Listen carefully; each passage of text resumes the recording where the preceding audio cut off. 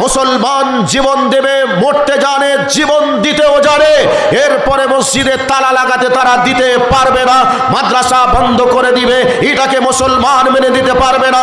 নিজের জীবনটাকে দিয়ে দিতে জানে, নিজের জীবনকে শেষ করতে জানে, কিন্তু মাদ্রাসাকে তালা লাগাতে দিতে জানে না। সেই মুসলমান আমরা এই ভারতবর্ষকে স্বাধীন করতে গিয়ে 93,353 জন জীবন দিয়েছিল, তার মধ্যে মুসলমান ছিল 53,353 জন। এরপরে শুধু মুসলমানদের মধ্যে আলেম সম্প্রদায় ছিল 25,000-এর উপরে।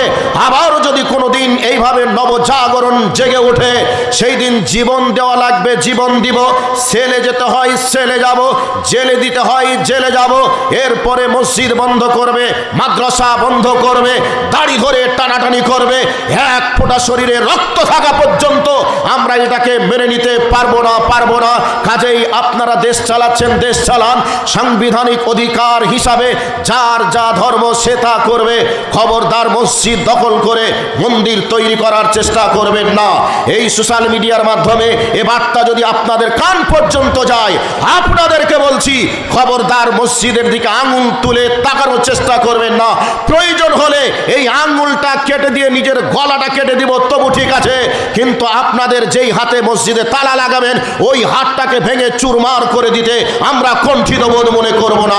আমরা জীবন দিতে জানি, আমরা সম্পদকে আল্লাহর জন্য ব্যয় করতে জানি, কিন্তু মসজিদকে তালা লাগাতে জানি না। সেই জন্য যারা চিন্তা ভাবনা করেছেন যে আদিনা মসজিদে পূজা হবে, আদিত্যনাথ মন্দির ছিল, এটা যদি সংবিধান প্রমাণ করে, এটা যদি আপনার ডকুমেন্টস প্রমাণ করে, তাহলে আমরা মুসলমানেরা মসজিদ ছেড়ে দিতে রাজি আছি। ওই মসজিদে মুসলমানদের নামাজ কোনোদিন হবে না, অন্যের জায়গাকে জোর করে মসজিদ বানানো হবে, আর ওই জায়গাতে মসজিদ হবে, মসজিদে নামাজ পড়বে, এটা মুসলমানরা কোনোদিন করতে পারে না। এ কথা আল্লাহ শেখায়নি, এ কথা রসুলও শেখায়নি। কাজেই আমরা এই ধর্মে বিশ্বাসী নয়। কারো সম্পদকে জোর করে মাদ্রাসা গড়ব, কারো সম্পদকে জোর করে আমরা মসজিদ গড়ব, সেখানে আমরা নামাজ পড়ব, মাদ্রাসা চালাবো, এটা আমাদের দ্বারাই হতে পারে না। আমরা সে শিক্ষা লাভ করি নাই। আমরা বুকের তরুতাজা রক্ত ঢেলে দিতে জানি, আমরা পায়ের ঘামকে, মাথার ঘামকে পায়ে ফেলে আমরা পরিশ্রম করে ইনকাম করে মসজিদ গড়তে জানি, মাদ্রাসা গড়তে জানি। তার প্রমাণ শত শত আছে। গোটা ভারতবর্ষের আনাচে কানাচে কত মাদ্রাসা চলছে দেখুন, যেই মাদ্রাসায় সরকারিভাবে কোনো সাহায্য না আসার পরেও কোটি কোটি টাকা খরচ করে মুসলমানরা মাদ্রাসা চালায়। যে মাদ্রাসায় আলেম তৈরি হয়, যে মাদ্রাসায় হাফেজ তৈরি হয়, সেই মাদ্রাসায় মুহাদ্দিস তৈরি হয়, সেই মাদ্রাসার জন্য কোটি কোটি টাকা তারা খরচ করতে জানে। কাজেই আমরা জোর করে কারো জায়গাকে 1 ইঞ্চি দখল করে মসজিদ মাদ্রাসা বানাতে জানি না, আমাদেরকে শিক্ষা দেওয়া হয়নি। বন্ধু, আপনাকে ছোট্ট করে একটা জীবনী শোনাচ্ছি। মাওলানা ফজলুল হক খায়রাবাদীর জীবনী আপনারা অনেকে শুনেছেন। মাওলানা ফজলুল হক খায়রাবাদী তিনি এই ভারতকে স্বাধীন করার জন্য ইংরেজদের হাতে বন্দী হলেন। ইংরেজদের হাতে বন্দী হওয়ার পরে মাওলানা ফজলুল হক খায়রাবাদীকে একটা সেলে রাখা হলো। লম্বা ঘটনা, ছোট্ট করে আপনাকে বলার চেষ্টা করছি। মাওলানা ফজলুল হক খায়রাবাদীকে সেলখানায় সেলে রাখার পরে এমন ছোট্ট জায়গা, তিনি যদি দেওয়ালে হেলাম দেন, দেওয়ালে পেরেক পোঁতা আছে, পিঠে পেরেক ঢুকবে। পায়ের তলে দেওয়া আছে কাঁকড়া বিছু, কাঁকড়া বিছুর কামড়, কাঁকড়া বিছুর দংশনের যন্ত্রণা। একটু যে হাত বুলিয়ে দিয়ে নিজের শরীরটাকে একটু সেবা করার চেষ্টা করবেন, কাঁকড়া বিছুটাকে হাত দিয়ে ছাড়িয়ে দেবেন, সে ক্ষমতাটাও ছিল না। হ্যাট হতে গেলে পেরেক ঢুকবে। এইরকম ছোট্ট একটা কুটুরিতে মাওলানা ফজলুল হক খায়রাবাদীকে রেখে দেওয়া হলো। মাওলানা ফজলুল হক খায়রাবাদীকে বলা হলো, তোমার অপরাধ হলো ভারতকে স্বাধীন করতে চাও ইংরেজদের হাত থেকে। কাজেই তুমি যদি ভারত স্বাধীনতার আন্দোলনের ভূমিকা তুমি যদি পালন না করো, তাহলে তোমাকে ছেড়ে দেওয়া হবে। তোমাকে ছেড়ে দেওয়া হবে। মাওলানা সাহেব বলেছিলেন, আমি ভারতবর্ষের বাসিন্দা, ভারতবর্ষের নাগরিক হিসাবে ভারতবর্ষের মানুষের অধিকারকে আদায় করতে চাই, আমি কারোর সঙ্গে আপোষ করতে চাই না। শেষ পর্যন্ত মাওলানা সাহেবকে জেলখানাতে রেখে দেওয়া হলো। স্বাভাবিকভাবে জেলখানাতে রেখে দেওয়ার পরে দিনের বেলায় মেথরের মতো করে প্রস্রাব পায়খানার নর্দমা ড্রেন পরিষ্কার করে নেওয়া হতো। সকাল সন্ধ্যায় বেত্রাঘাতের ব্যবস্থা করা ছিল। এরপরেও মাওলানা সাহেবকে অর্ধলঙ্গ পোশাক পরিধান করে রাখা হয়েছিল, যে যাতে করে নামাজ পড়তে না দেওয়া হয়। মানসিক শাস্তি দেওয়ার জন্য মাঝে মধ্যে ইনজেকশন দেওয়া হতো। খাদ্যের জন্য দেওয়া হতো বালু মাখানো রুটি, সিদ্ধ মাছ, ফুটন্ত গরম পানি। এবার আপনারা বলবেন, ফুটন্ত গরম পানি একটু পরে খেলেই তো ঠান্ডা হবে, যে সুযোগ ছিল না। যথা সময়ে খাবারের প্লেট আসতো, যথা সময়ের খাবারের প্লেট নিয়ে চলে যাওয়া হতো। যথা সময়ে খাবার না খেলে আর প্রাণে বাঁচা যাবে না। এত বড় বিশাল মুহাদ্দিসকে জেলখানার মাটিতে রেখে এইভাবে না খেতে দিয়ে দিয়ে বালু মাখানো রুটি কি মানুষের দ্বারাই সম্ভব? সিদ্ধ মাছ খাওয়া কি সম্ভব? ফুটন্ত পানি গরম খাওয়া কি সম্ভব? অবশ্যই সম্ভব নয়। তারপরেও জীবনকে বাঁচানোর জন্য বেঁচে থাকার তাগিদে কিছু খাবার খেতেন। এভাবে দিন যায় রাত আসে, রাত যায় দিন আসে। এই করতে করতে জেলার তিনার কাছে ফার্সিতে একটা পাণ্ডুলিপি ছিল। ফার্সি লিপি, ফার্সিতে পাণ্ডুলিপির অনুবাদক খোঁজার চেষ্টা করলেন। এই ফার্সির পাণ্ডুলিপির অনুবাদক কে আছে? যোগ্য অনুবাদকের সন্ধান কে দিতে পারবে? একজন আসামি বলল, যেই ব্যক্তিকে জেলখানার মধ্যে বন্দি করে রাখা হয়েছে, সেলে রাখা হয়েছে, মাওলানা ফজলুল হক খায়রাবাদী, উনি হচ্ছেন এই ফার্সিতে পাণ্ডুলিপির যোগ্য অনুবাদক। কাজেই যদি পারেন উনি পারবেন। জেলার হাত জোর করে অনুরোধ করে বললেন, স্যার আপনার কাছে আমি একটা রিকোয়েস্ট নিয়ে এসেছি, আপনার কাছে আমি একটা ফার্সিতে পাণ্ডুলিপি নিয়ে এসেছি। আপনি দয়া করে এই ফার্সির পাণ্ডুলিপির যদি অনুবাদ করে দিতেন তাহলে আমি আপনাকে অনেক ধন্যবাদ জানাতাম। মাওলানা সাহেব বলেছিলেন, ব্রেন আমার ভালো নেই, মানসিক অবস্থাও তেমন ভালো নেই, আমার কাছে খাতা কলম বই পুস্তক কিছুই নেই, আমি কেমন করে পারবো? জেলার দাবি জানালেন। শেষ পর্যন্ত মাওলানা বললেন, ঠিক আছে, আপনি আমাকে ফার্সিতে পাণ্ডুলিপিটা দিয়ে যান, আমি চেষ্টা করব। যথারীতি চেষ্টা করে যেই জায়গাতে ফার্সি পাণ্ডুলিপির যে জায়গায় ছিঁড়া ফাটা ছিল, ওই জায়গা ছিঁড়া ফাটা সহ কোন বই থেকে গ্রহণ করা হয়েছে একেবারে উদ্ধৃতি দিয়ে পাতা পৃষ্ঠা উল্লেখ করে দিয়ে তিনি একবার অনুবাদ করে দিলেন। এরপর জেলারকে যখন দেওয়া হলো, জেলার যখন দেখলেন, দেখার পরে বললেন, আহারে, এত বিশাল বড় একটা মুহাদ্দিসকে জেলখানার মাটিতে রেখে জেলখানার মাটিতে পচিয়ে তিলে তিলে লোকটাকে শেষ করে দেওয়া হচ্ছে, এরপরেও তো আমার কিচ্ছু করার নেই। পরের দিন মাওলানা সাহেব অর্ধলঙ্গ পোশাক পরে একটা ঝাঁটা আর একটা টিন হাতে করে যখন জেলখানার নর্দমা পরিষ্কার করে আসছেন, জেলার দূর থেকে চোখের পানি ছেড়ে দিয়ে কান্না করতে করতে এসে বলছেন, মাওলানা আমি আপনার জন্য কিছু করতে পারলাম না, তবে আপনার জন্য একটাই করণীয় আমি করতে পারবো, সেটা হলো এই, সারাটা দিন যে আপনি মেথরের মতো প্রস্রাব পায়খানা পরিষ্কার করেন, এই দায়িত্বটা আমার হাতে আছে। আজ থেকে আপনাকে এই প্রস্রাব পায়খানা আর পরিষ্কার করতে হবে না, কিন্তু সকাল সন্ধ্যায় বেত্রাঘাতের ব্যবস্থা আছে, এই বেত্রাঘাত চলবে, এটাকে আমার দ্বারা কিচ্ছু করার নেই। কাজেই মাওলানা আপনাকে আজ থেকে এ কাজ করতে হবে না। এরপরেও আপনাকে বলে রাখি, আপনাকে আমি একটা উপঢৌকন বা পুরস্কার দিতে চাই। এত বড় অনুবাদের কাজ আপনি করেছেন, সেই জন্য প্রতিদান হিসাবে আপনাকে কিছু সংবর্ধনা দিতে চাই।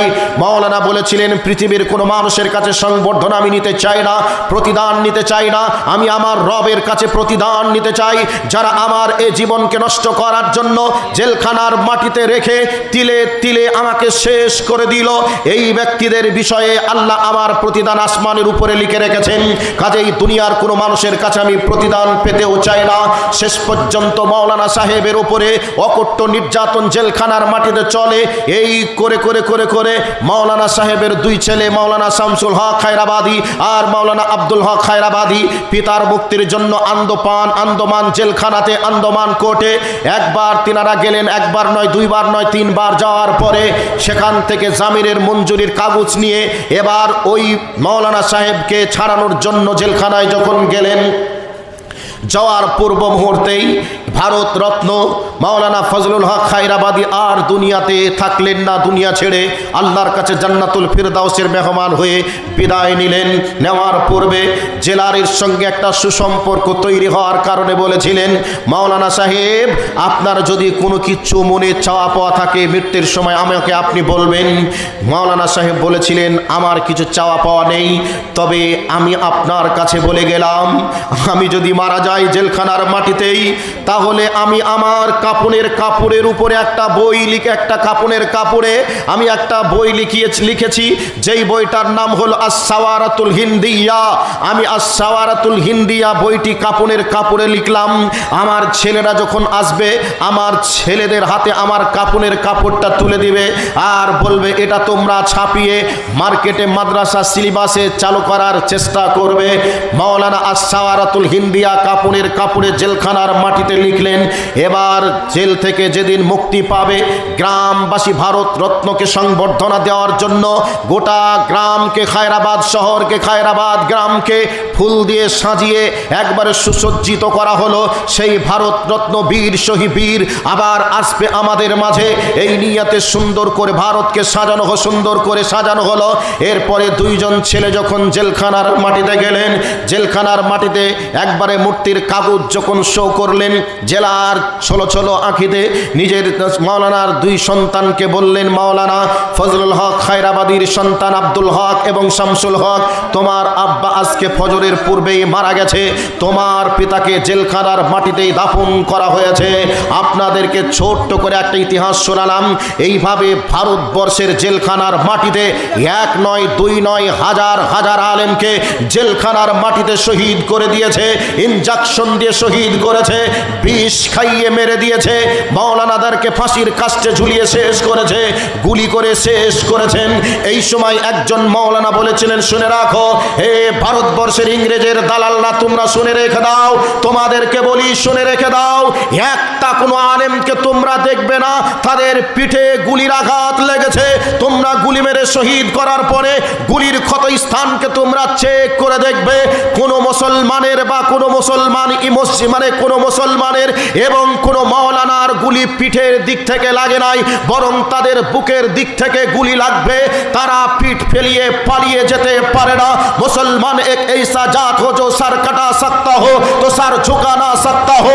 মুসলমান এমন একটা বীর জাত, যেই বীরের জাতেরা রক্ত দিতে জানে, জীবন দিতে জানে, হার নত করতে জানে না। অতএব এই ভারতবর্ষকে স্বাধীন করার জন্য আমরা যে প্রচেষ্টায় নেমেছি, ভারতবর্ষকে স্বাধীন করতে গিয়ে জীবন দিতে পারবো, রক্তও দিতে পারবো, কিন্তু সাবধান, তোমরা জেনে রেখে দিও, গুলির আঘাতে মুসলমান ভয় করবে না, পিঠে গুলি লাগবে না, বুকে গুলি লেগে তার তরুতাজা রক্তকে দিতে পারা দিয়ে তার মা বোনদের ইজ্জতকে রক্ষা করবে, ভারতবর্ষের ঐতিহ্যকে রক্ষা করবে। এ দাবি হলো আমাদের। সেই ভারতবর্ষকে ইংরেজদের হাত থেকে রক্ত দিয়ে, জীবন দিয়ে একেবারে সেই ভারতকে স্বাধীন করে দিয়ে আজকে এমন চুচামার ল্যাংটে দূরদেরকে চেয়ারে বসিয়ে দেওয়া হয়েছে, তারা আবার সেই ইংরেজদের দালালি করে ভারতবর্ষের অর্থনৈতিক অবস্থাকে ক্ষুণ্ণ করে, ভারতবর্ষকে বিপন্ন করে, ভারতবর্ষের নাগরিককে একেবারে তটস্থ করে যারা রেখে দিয়েছে, তারা ভারতবর্ষের সুনাগরিক নয়, বরং তারা কুনাগরিক। ভারতবর্ষ কি করে উন্নত হবে, ভারতবর্ষ কি করে চিকিৎসা বিজ্ঞান উন্নত হবে, শিক্ষা বিজ্ঞান কি করে উন্নত হবে, এ চিন্তা না করে কেবলমাত্র তাদের দাবি হলো গরু আমাদের মা, এ হলো আমাদের ভগবান, মুসলমানদের মসজিদ বন্ধ করো, মুসলমানদের মাদ্রাসা বন্ধ করো, এই হচ্ছে তাদের পায়তারা। এরপরে যারা দাবি করছে যে আমরা ভারতবর্ষের জন্য এই করেছি ওই করেছি, মামুর বিড়া তুমি প্রমাণ করে দেখাও তুমি ভারতবর্ষের জন্য কি দিয়েছো। দিল্লির আজুল আল্লাহ দিল্লির গেটে তোমরা দেখতে পাবে আমার বাপ দাদা মুসলমানেরা এই ভারতবর্ষের জন্য কি দিয়েছে, তোমরা একটা প্রমাণ দেখাও। এই ভারতবর্ষে উদাহরণস্বরূপ একটা বলি, উদাহরণ হলো এক বাদশাহ কয়েক মিলিয়ন ডলার খরচ করে চিন্তা ভাবনা করলো যে একটা বাগান তৈরি করি, পার্ক তৈরি করি, যেই পার্কে ময়না গান গাইবে, তোতা পাখি নাচবে, টিয়া পাখি কথা বলবে। এই নিয়াতে অনেক কোটি টাকা খরচ করে একটা বাগান তৈরি করলো, পার্ক তৈরি করলো।